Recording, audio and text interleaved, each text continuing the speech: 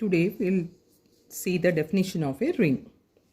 So, a non-empty set R. What is ring? A non-empty set of R with two binary operations R comma plus comma dot. R we can define the algebraic structure also. R comma plus comma dot. Algebraic structure means what? Any set equipped with binary operations. One binary operation or two binary operations is said to be a ring if the following postulates or axioms satisfied. So first of all, for a set to be a ring, it should be non-empty and it has to satisfy 1, 2, 3 properties. First property is R comma plus is an abelian group. R comma dot is a semi-group. Distributive laws hold good.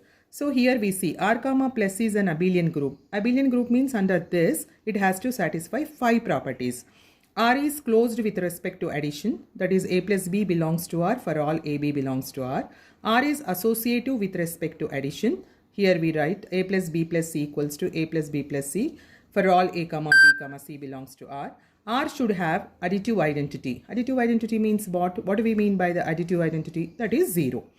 Every element of R should possess its additive inverse. Additive inverse, how we define the additive inverse? For every element A belongs to R, the opposite sign of that element.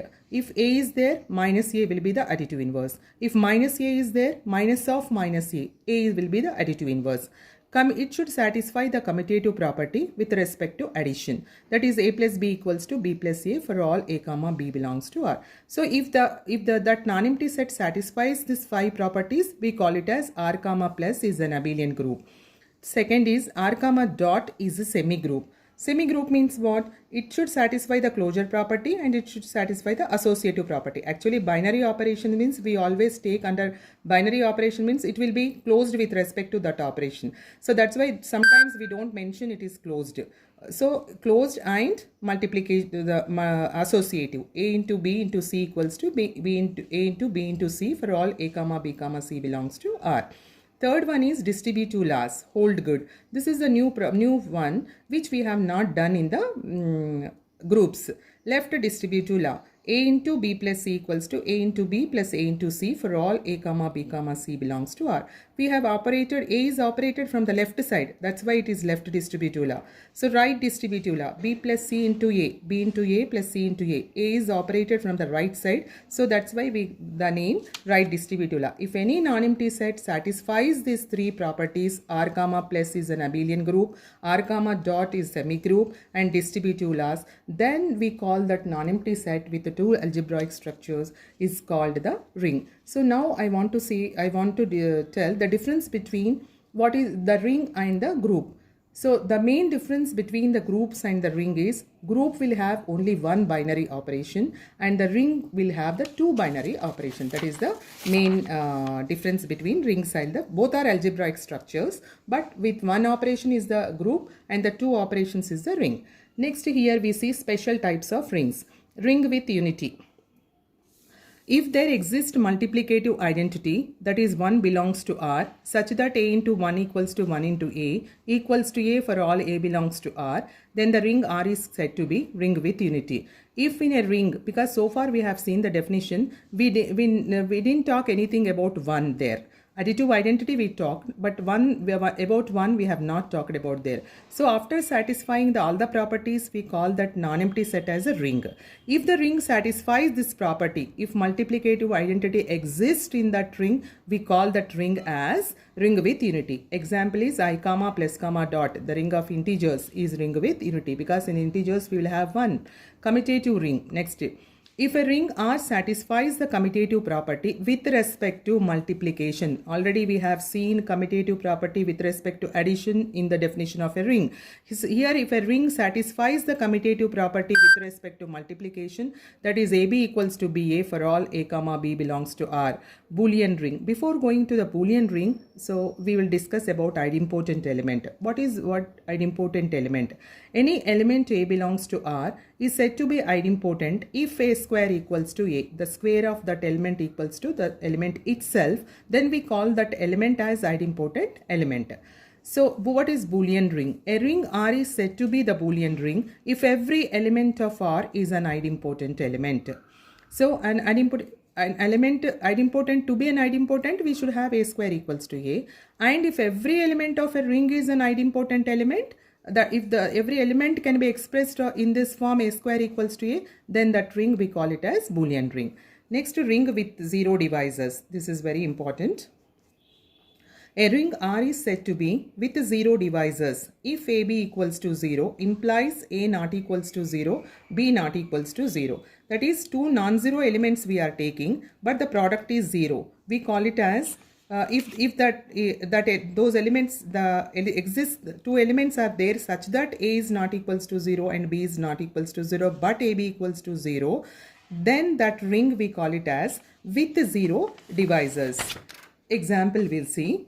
A is the matrix 1, 1, 1, 1, minus 1, minus 1, 1, 1. AB is 1 into minus 1 plus 1 into 1, and here 1 into minus 1, 1 into 1, 1 into minus 1, 1, 1 into 1, 1, and here we will get here. So this is equals to 0, 0, 0. This is the O matrix. A is not equals to this null matrix we can write. A is not equals to 0. B is not equals to 0. But AB equals to 0. This property we call it as with 0 divisors. Another example here. R equals to 0, 1, 2, 3. So it is multiplication modulo 4. 0, 1, 2, 3. We are multiplying with 0. We are multiplying with 1. The same we will get. 2 into 0, 2 into 1, 2, 2 into 2, 4, 4 is not there, multiplication, modulo 4, 4 minus 4, we have to subtract, the remainder I will write, I will tell. So 0, 2, so 3 into 0, it is actually division is nothing but repeated subtraction, that one, 3 into 0, 0, 3 into 1, 3, 3 into 2, 6, multiplication modulo 4, 6 minus 4, 2, 1, here 2 into 2 equals to 0. 2 is a non-zero element, 2 is a non-zero element, but the product is 0. This is the example for with 0 divisors. Ring without 0 divisors. A ring R is said to be without 0 divisors if AB equals to 0, either A equals to 0 or B equals to 0. That is, the ring of integers is an example. This is usually what we do, this one. Next is an integral domain. This is very important. So a commutative ring R with unit element. We have defined a commutative ring with unit element. With unit element is nothing but ring with unity. Having no zero divisors. These three we have defined. Commutative ring with unit element and no zero divisors is called an integral domain. If R is that means for any ring to be an integral domain, what properties it has to satisfy. So what conditions, I mean, not the other than properties, what conditions it has to satisfy. It should be a commutative ring. That means it should satisfy the commutative property with respect to multiplication. And ring with unity. Ring with unity means it should have the multiplicative identity. And ring with zero divisors. Ring without zero divisors. So then if any ring satisfies these three conditions, then we call that ring as special name integral domain. Field. A ring R is said to be a field if R is a commutative ring. The same property. I mean the two, ring with unity. And third one is different. Every non-zero element of R should possess multiplicative inverse. Every non-zero element of R should possess the multiplicative inverse. Why they used non-zero here? So multiplicative inverse means for any element A, the multiplicative inverse is, we will write 1 by A. So if non-zero element, if I take 0 means 0, the multiplicative inverse is 1 by 0, which is not defined. That's why we write here non-zero element of R should possess a multiplicative inverse. Here the difference between integral domain and the field is, first two conditions are same. R is commutative ring, R is a ring with unity, and they differ only in the third one, ring without zero divisors, this one, and every element of R should possess the multiplicative inverse. Division ring or the skew field. So a ring R is said to be division ring if R has unit element. That means ring with unity. There a ring with unity. And ring, that is a ring with unity, and every non-zero element in R possess multiplicative inverse. These two properties, that means without commutative ring, if the ring satisfies these two properties, the ring we call it as division ring or skew field. Division ring or skew field. Next is subring. So subring and ideals. Any subset of a ring R is a subring of R if S itself a ring with the operations of R. So far we have done the subgroup also. So here also the similar way we define the subring. A subset S of a ring R is said to be a subring of R if S itself is a ring with the operation of R. The criterion for subring, this is important. A non-empty subset S of a ring R is a subring of subring if S is closed under subtraction and multiplication. That is, A minus B. Subtraction means A minus B belongs to S and AB belongs to S. With respect to multiplication, AB belongs to S. For all A comma B belongs to S. So always the multiplication, it satisfies any binary operation, it satisfies the closed property. Examples: 0 and R are subrings of any ring. This is a null. This is a 0. The singleton element we will take. Only any ring R. 0 is called the trivial subring of R. That's only, it contains only zero element. So 0 is also an ideal. That is a singleton set we call it. And the old ring, every ring will have two subrings. One is 0 and one is the ring O itself. So 0 is called the trivial subring of R. Second example, 0, 2, 4 is a subring of Z6. Z6. So next, this is a matrix, diagonal matrix A0, 0P. The diagonal matrix is a subring if all 2 by 2 matrices over Z. This is a subring of 2 by 2 matrices, any diagonal matrices. Fourth example is the even integers 2Z from a subring of Z. So if you take the even integers 1 as a subset, so that will be subring of Z integers. The subsets 0, 2, 4 and 0, 3 are subrings of Z6. Z6 is what actually? This is 0, 1, 2, 3, 4, 5. So we are taking here 0, 2, 4, 0, 3. They are the subsets and they are also the subrings. Next is this one is important, ideal. An ideal is a special kind of subring. An ideal is a special kind of subring. So why it has got the name? Ideal means in the sense of not real. So the term ideal came from, there is one mathematician, Commerce ideal, Commerce. So when he was doing the ideal numbers, as Commerce was concerned with the factorization of algebraic integers, he got the ideal numbers. So that's why he got the name, it has got the name ideal. So left ideal. Left ideal means what? A subring A of R is said to be left ideal if A belongs to A, R belongs to R, RA belongs to R. Left means if R is here.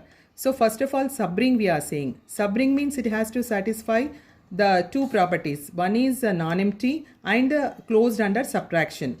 A is closed under subtraction and also under multiplication. On the left by elements of big ring R. So A is closed. When we say the subring as any subset as the the ideal, A is closed under subtraction and also under multiplication on the left by elements of big ring R. So this is called this is nothing but the multiplication we are taking like so R comma A belongs to A.